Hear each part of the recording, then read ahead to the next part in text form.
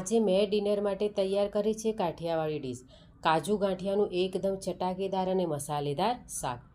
તો તમે પણ બનાવી શકો છો. તો જ્યારે સર્વ કરીએ ત્યારે સૌપ્રથમ કાજુની ગ્રેવીવાળી સબ્જી લેવાની છે, પછી એના ઉપર ગાંઠિયા એડ કરીશું અને પછી આપણે થોડી ટેસ્ટ માટે કસૂરી મેથી નાખીશું અને એની જ સાથે મેં સર્વ કર્યા છે એકદમ સિમ્પલ એવા પરાઠા. તમે રોટલી પણ લઈ શકો છો, નાન પણ લઈ શકો છો અને સાથે પાપડ કર્યા છે અને મસાલા ખીચડી. તો રેડી છે કાઠિયાવાડી ડીશ. હવે બનાવવાની શરૂઆત કરીશું. તો સૌથી પહેલાં પાણીને ગરમ કરવાનું છે ને તો 1 બાઉલ જેટલા કાજુ નાખી દેવાના છે. 5 મિનિટ રાખી કવર કરીને રાખીશું તો આવી રીતે એકદમ સોફ્ટ કાજુ રેડી થઈ જશે.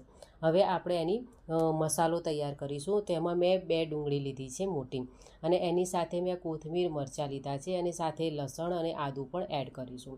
તો આ જ રીતે આપણું કોથમીર અને ડુંગળી અને લસણનું ચટણી રેડી થઈ જશે. એટલે અંદર નાખવાનો આપણો મસાલો ધાણા જીરુંનો તૈયાર થઈ જશે.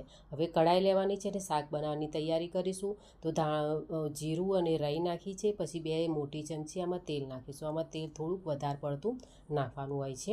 પછી આપણે જે ધાણા જીરું લસણ આદું મરચાં પીસીને રાખ્યું હતું મિક્સરમાં એ એમાં નાખી દઈશું અને થોડું ગેસ ઉપર એને થોડું તેલમાં જ ચડવા દઈશું. પછી આપણે 1 ટામેટાની પ્યુરી લીધી છે, જે પ્યુરીને પણ આપણે એડ કરી દઈશું. હવે આ મેં અંદર એડ કર્યું છે ચોપ મસાલો, જે ટામેટા છે, લસણ છે, ડુંગળી બધાને ક્રશ કરીને અલગ મસાલો રાખેલો છે એ મેં એડ કર્યો છે.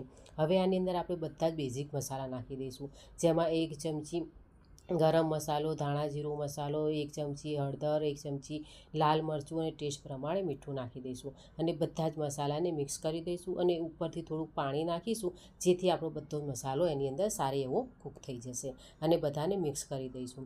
હવે આપણે આની અંદર આપણે કાજુ એડ કરી દઈશું. કાજુ એડ કરીને બી 5-10 મિનિટ એને ચડવા દઈશું આ મસાલાની સાથે જ. તો આ રીતે આપણું ગ્રેવીવાળું આપણું કાજુ ગાંઠિયાનું શાક તો રેડી થઈ જશે. હવે મેં સિમ્પલ પરાઠા જ બનાવ્યા છે, જેનો આવી રીતે લોટ બાંધી દીધો છે અને આ પરાઠા રેડી કર્યા છે. તમે કંઈ બી એની સાથે સર્વ કરી શકો છો. તો આ રીતે આપણી કાઠિયાવાડી ડીશ એકદમ ડિલિશિયસ અને ટેસ્ટી તમે પણ બનાવીને એન્જોય કરી શકો છો.